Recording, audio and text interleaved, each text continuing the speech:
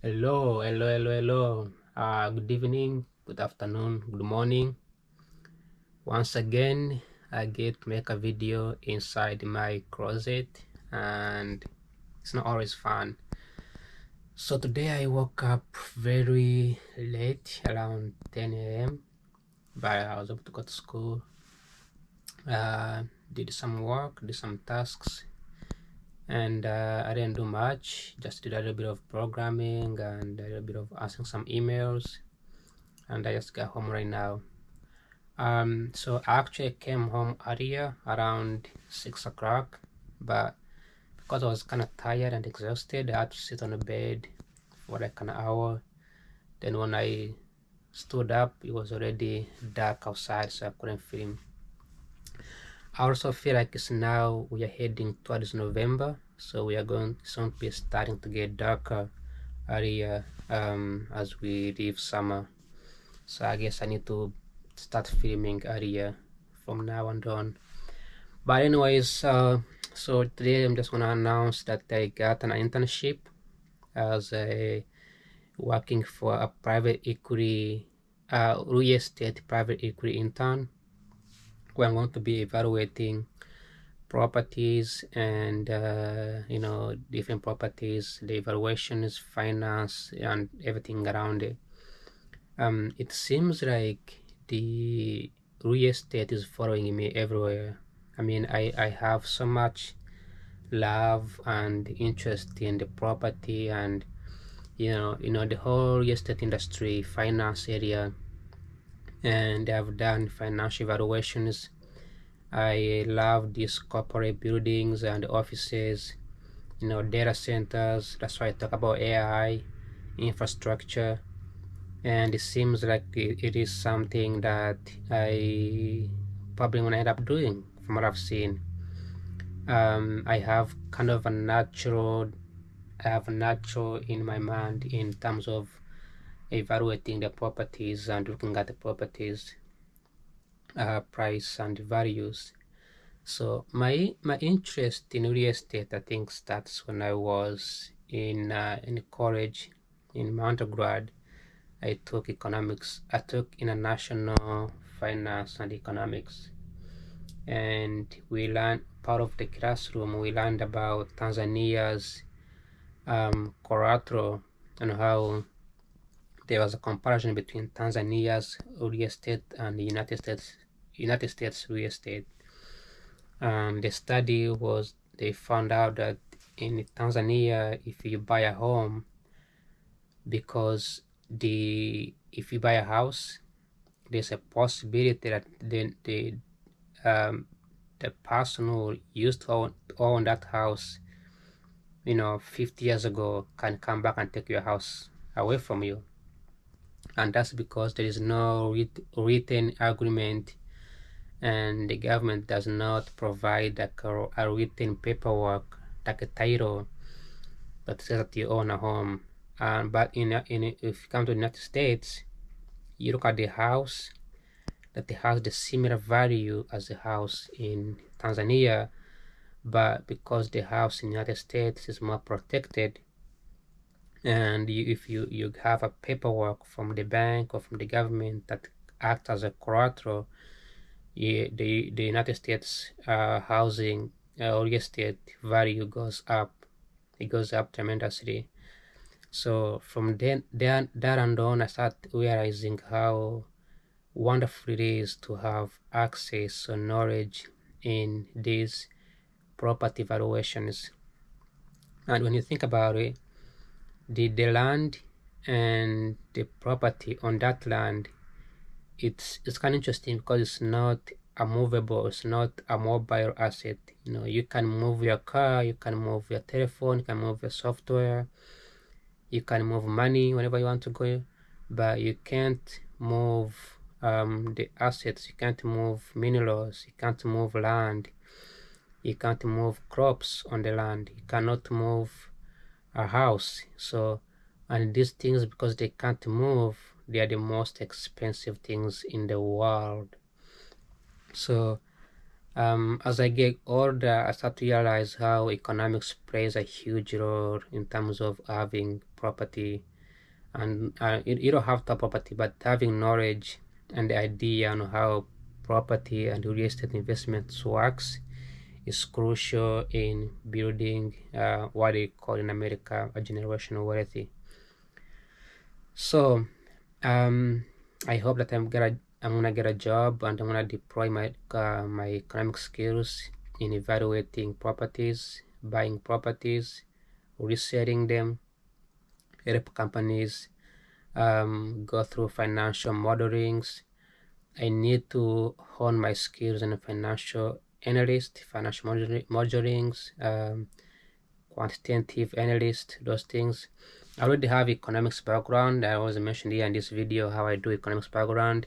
I can understand the individual needs, individual preferences, but those things only works if you are going to be working, I don't know, in the research, or if you're going to be working as a marketing analyst, marketing research. But when it comes to evaluating the real estate valuations, if you go to an area where there's an empty land, and your goal is to look at the land and decide how much that land is worth, then go out there and convince the investors to put the money into that land, then build a property, and they have tenants, so have office people coming in and rent the offices, and then create such a huge boom. It's a big of a deal. I see, for instance, here in Washington DC, there's a place called Crystal City. Crystal City is a place that is close to Pentagon, and it used to be like a very normal, regular town. But then real estate developers, they worked with AWS, one of the biggest cloud computing company in the United States, which is part of Amazon, and they built an headquarter, the second headquarter after Seattle, and it's such a huge, and it brought such a massive development with lots of money, very modern amenities, restaurants, gyms, high class professional people, right? The area was previously known to be a military area, became a very professional area. And this shows how the real estate, of course it's a hit and miss, but having the skills, having knowledge to build connections, communities, negotiations, understanding the implications, understanding the risk is critical. And for me, this is what I want to do. It's what I want to do, because at the end of the day, we all gonna have our houses. We're all gonna buy homes, right? And the more homes we buy, the better, right? So one of the critical issues in the United States is people having a place to call home. There are many ways you can buy a home. There are many ways you can have a place to stay, but having home is also, like I mentioned about Tanzania, you can have a home in a village of somewhere in Uganda, but if there is no opportunity, if you cannot attract high valued residents, it's not really going to be a valued house. So it goes to see how you can think critically. Like for instance, in the United States, there are so many homes that are cheaper somewhere in a rural area and somewhere far from the city. But if there's no jobs, there's no universities, there's no golf courses, there's no entertainment, there's no tech, there's no finance, there's no access like roads, there's no supportive leaders in the government, that area is not going to be it's not going to be contributing to the economy. If you buy a home, you're not going to really, the value of that home is not going to go up. It does go up slightly a little bit, but not as much as if you buy a home in an area where you know where it is going to develop. So that skills, that knowledge of predicting the future of the development, it goes far beyond just being a regular person working 9 to 5. So again, congrats to me for having the internship. I'm very excited. It's actually the first official internship I've ever had. I have had an internship before, but it was more like volunteering, and this one is like official. Like I put in my resume, I can put it on my LinkedIn, and I'm hoping that I'm gonna have even more internships, more experience, and then eventually strike a very high, good paying job. So yeah, it was a very wonderful thing, and I am excited. I'm excited, and the next coming weeks I'm gonna be kicking in. It's gonna be 2 days, I believe. I think it's one day a week, 2 hours. So it is a fantastic opportunities. Then there are other fields I could go into. I could go into tech. I could go into investment banking, but this is the beginning. So, anyways, yeah, it goes to show how I think young people, as we get involved in real estate, I've never seen one single real estate investor or anybody who has been involved in real estate who doesn't have a home. It tells you how powerful it is when you get involved in the real estate industry. Like people who are techie, people who use technology, at some point they abandon it, right? They don't use technology. But real estate industry, every person I've seen who has been a real estate investor, they either live in a very fancy apartments, they own homes, they are rich.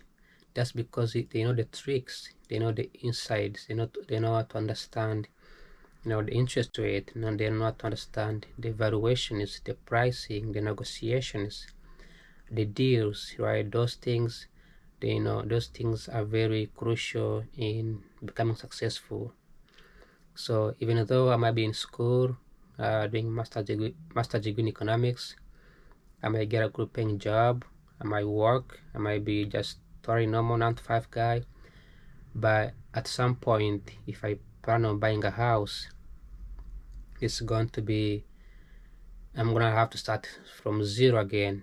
My economic skills are great, but without me working in the industry, I think it's gonna be much easier to secure a deal. So like I always say, I like to share my testimony. So I used to work in Amazon as a driver, and I used to drive around the people who are extremely rich with very luxury homes. We're talking about $500,000 homes, big mansions in North Carolina, big mansions in the communities. And I always ask myself, how do these people afford these homes? How do they even get the money? What do they do for a living?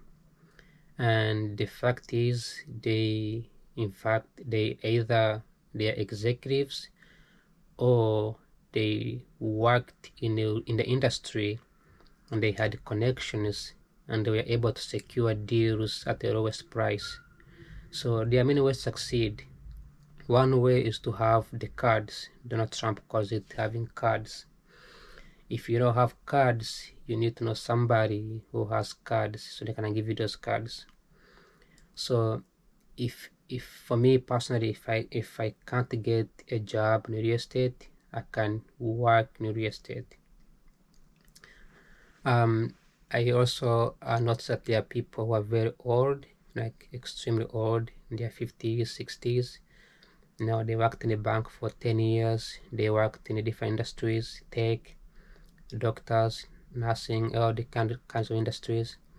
But when they get older, they realize they need to buy a home, but they don't know where to begin. They don't know where to start. They don't know which license to get.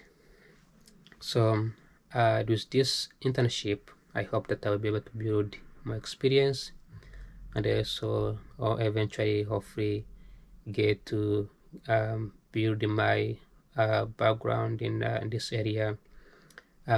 Also, I'm planning on getting a certificate as an underwriter in real estate, multi-family, residential real estate, all those things. And hope that all of this will give me an experience and I eventually get to share this with you. So again, it's third day. I didn't have school today, so I just spent time catching on those jobs and emails and etc. So thanks so much for being here. Like always, see you. Ciao, ciao.